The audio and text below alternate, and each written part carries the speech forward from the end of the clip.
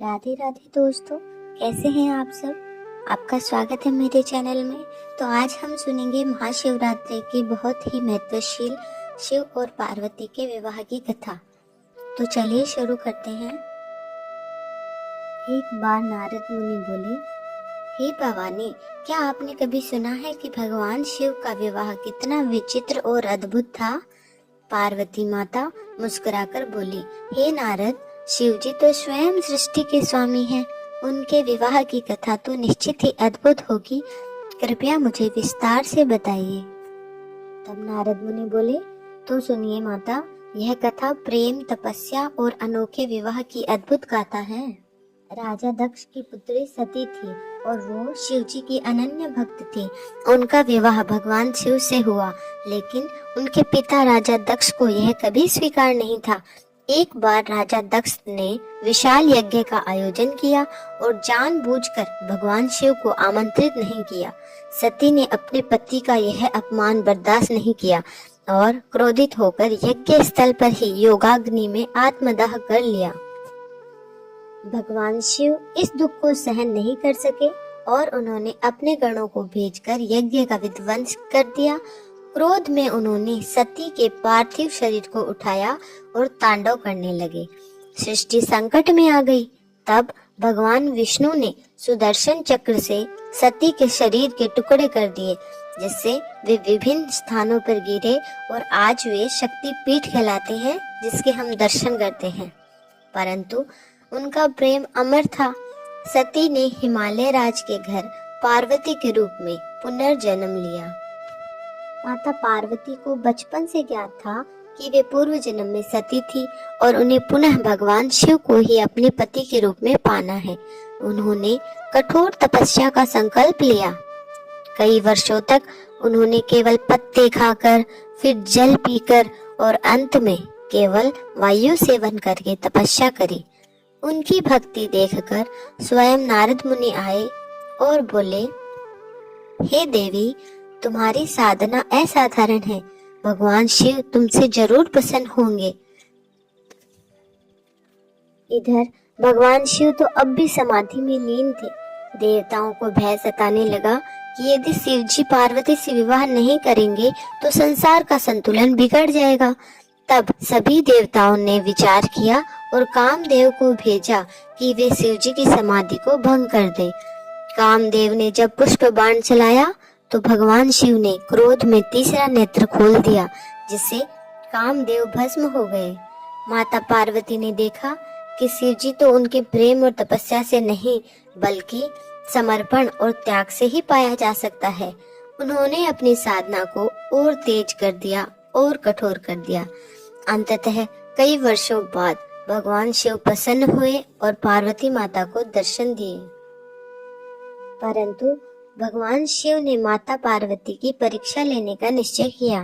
वे एक वृद्ध ब्राह्मण के वेश में आए और बोले, हे देवी, तुम भगवान शिव को क्यों पूज रही हो?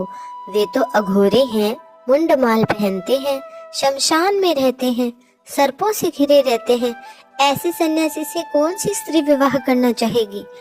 तब माता पार्वती ने मुस्कुराकर उत्तर दिया, भगवान शिव तो प्रेम, करुणा और ज्ञान के सागर हैं।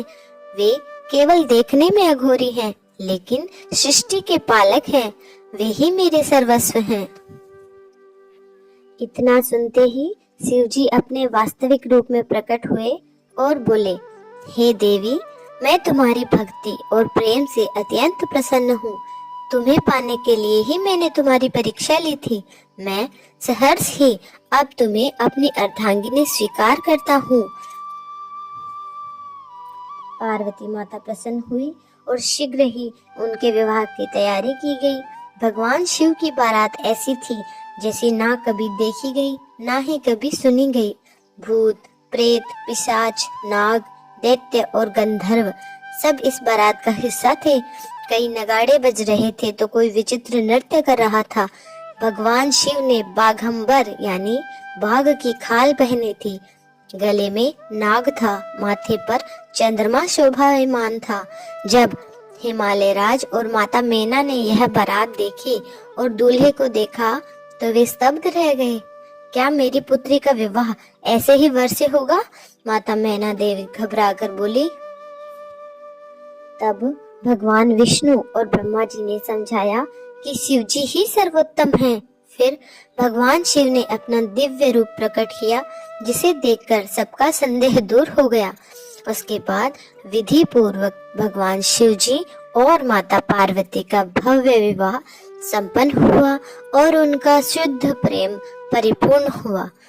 भगवान शिव और माता पार्वती का विवाह हमारे यहाँ का पहला प्रेम विवाह माना जाता है।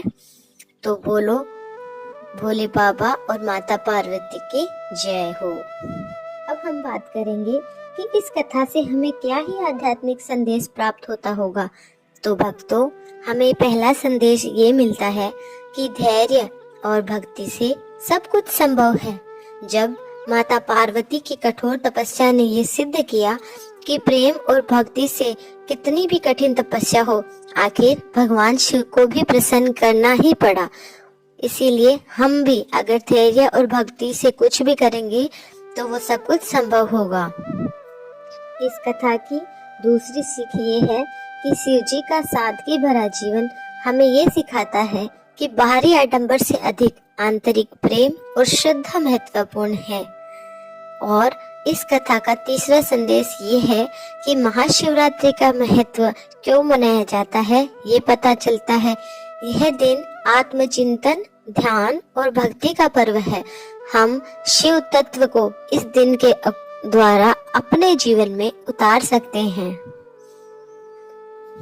तो भक्तों, आपको यह कथा कैसी लगी कमेंट बॉक्स में मुझे जरूर बताइएगा और हर हर महादेव जरूर लिखिएगा।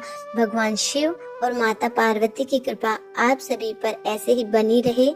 जय श्री कृष्णा। हर हर महादेव।